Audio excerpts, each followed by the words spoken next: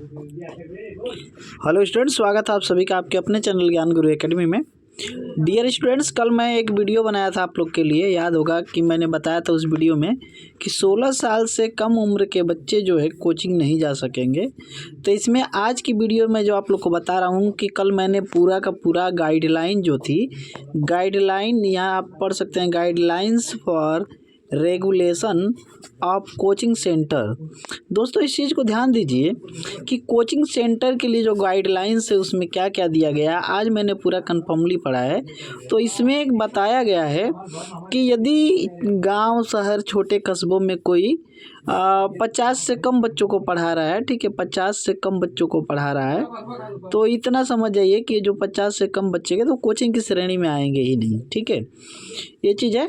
और बहुत सारी चीज़ें कोचिंग्स के लिए हैं, तो इतना समझ जाइए कि आप गांव देहात में हैं तो आप इजीली पढ़ा सकते हैं, ठीक है।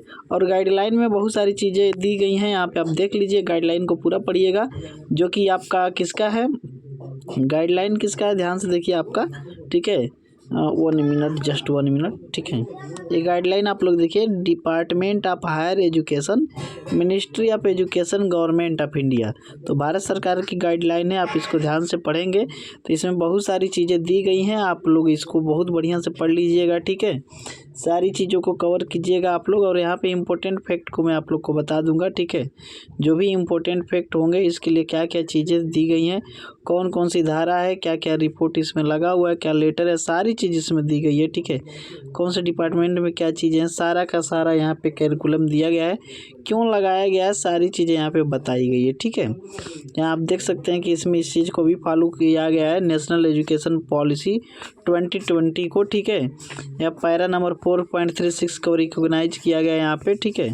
सारी चीज़ को आप पढ़िएगा ध्यानपूर्वक और आपको समझ में आ जाएगा कि क्या चीज़ थी इसमें, ठीक है, ओके।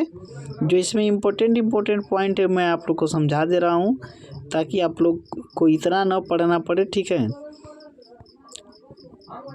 चलिए यहाँ देखिए ध्यान से क्या लिखा है टाइटल में, guideline for registration and regulation of coaching centre 2024। यानी कि 2024 में यदि कोचिंग सेंटर आपको चलाना है तो उसके लिए रजिस्ट्रेशन कराना होगा। और रजिस्ट्रेशन कहीं और नहीं, रजिस्ट्रेशन के लिए एक वेबसाइट बनाई जाएगी और उसी वेबसाइट पे जाके आपको रजिस्ट्रेशन कराना है। लेकिन रजिस्ट्रेशन आप जहाँ का कराएंगे, ध्यान दीजिए, जिस जगह का आप रजिस्ट्रेशन कराएंगे वहीं पे आपकी कोचिंग चल सकती है, दूसरी जगह नहीं। दूसरी जगह चलाने के लिए आपको ऑथराइज से कराना पड़ेगा, ठीक है, या फिर आपको दूसरी जगह का रजिस्ट्रेशन लेना पड़ेगा। चलिए इस चीज़ को समझिए। ऑब्जेक्टिव ऑफ द गाइडलाइन, ठीक है, नीड ऑफ गाइडलाइन, ये सारी चीज़ों को आप देखते रहिएगा, ठीक है। कोचिंग सेंटर्स के लिए क्या क्या ज़रूरी है, ठीक है। स्टैंडर्ड कोचिंग सेंटर जो आपकी है उसमें आपको क्या क्या चीज़ें चाहिए, जैसे कि वहाँ पे पानी की व्यवस्था सही होनी चाहिए, वहाँ पे आपका क्या करना चाहिए, ठीक है। पानी की व्यवस्था के अलावा वहाँ पे फायर के लिए यदि अचानक आग लग जाती है तो वो भी आपके पास होना चाहिए, ठीक है।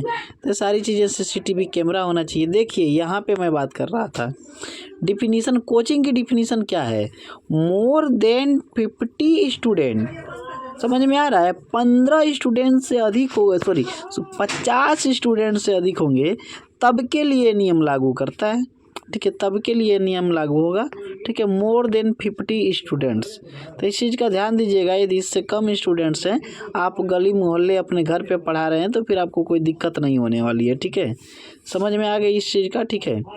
अब ये चीज़ आपको समझ में आ गई तो थोड़ा सा आगे बढ़ेंगे और भी देखेंगे, ठीक है। ये तो आपको मैंने बता ही दिया कि registration of the coaching centres कैसे होने चाहिए, ठीक है। चलिए बाकी एप्लीकेशन के लिए एक वेबसाइट होगी, वहीं सारी चीज़ें हो जाएंगी, ठीक है। कह रहे हैं कि देखिए कंडीशन फॉर द रजिस्ट्रेशन, ये है पूरी कंडीशन। यदि आप रजिस्ट्रेशन अपना नया करवाना चाहते हैं तो इस पूरी कंडीशन को आपको फॉलो करना होगा। इसमें सारी चीज़ें लिखी गई हैं जो मैं आप लोग को अभी अभी बता रहा था, ठीक है।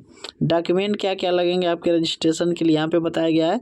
और इसमें एक चीज़ और बताई गई है कि आपके कोचिंग में जिस टीचर्स को आप नियुक्त करेंगे पढ़ाने के लिए, कम से कम उसकी योग्यता जो है आपकी, कम से कम उसकी योग्यता टीचर की जो है ग्रेजुएशन होनी चाहिए, उससे कम नहीं, ठीक है।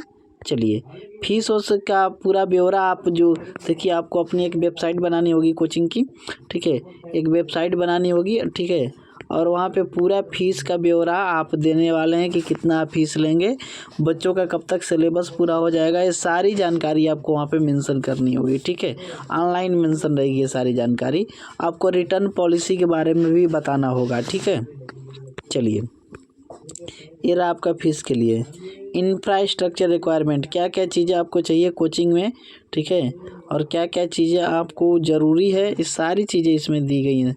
देखिए मैं आप लोग को अभी बता रहा था, ठीक है, वहाँ पे आपको देखिए सीसीटीवी कैमरा की ज़रूरत होनी चाहिए। ठीक है, कोचिंग में और भी जितनी भी चीज़ें मैं बताया हूँ सारी चीज़ों को बारीकी से आप पढ़ेंगे तो यहाँ सब कुछ आपको समझ में आ जाएगा। करिकुलम की आप जानकारी देंगे बच्चों को कि क्या क्या चीज़ें आप पढ़ाएंगे, क्लासेज कैसे आप चलाएंगे।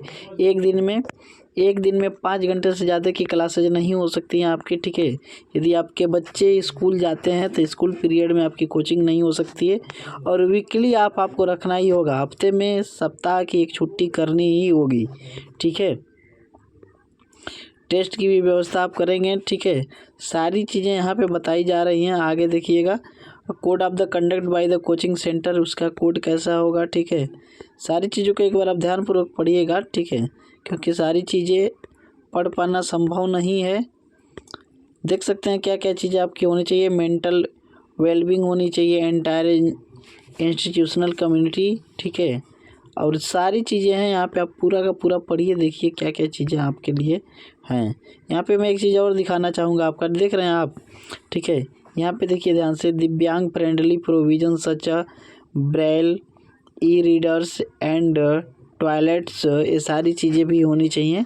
ठीक है, अब सारी चीज़ें आपका पूरा का पूरा ध्यान रखना होगा। ठीक है,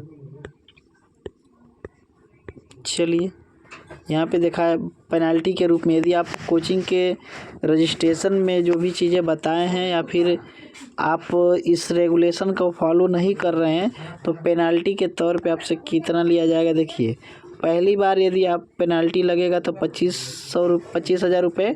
ठीक है, यदि आपने दोबारा नहीं माना तो 1,00,000 रुपये का लगेगा। ठीक है, और यहाँ पे आप देख सकते हैं कि तीसरी बार यूकसा registration for the subsequent offence, यानी कि आपका रजिस्ट्रेशन भी रद्द कर दिया जाएगा। ठीक है, ये चीज़ है आपकी। पूरी बात आपको समझ में आ गई। ठीक है, तो ये पूरा का पूरा था आप लोग का। ठीक है, यहाँ पे देखिए प्रोसीजर फॉर अपील लिखा गया है। Any person aggrieved by the order of refusal to register a coaching centre or its renewal or cancellation of the registration may within 30 days from the date of receipt of such order appeal to be appellated authority in the manner as such be specified by the appropriate government. तो इस सारी चीज़ों का आप ध्यान दीजिएगा।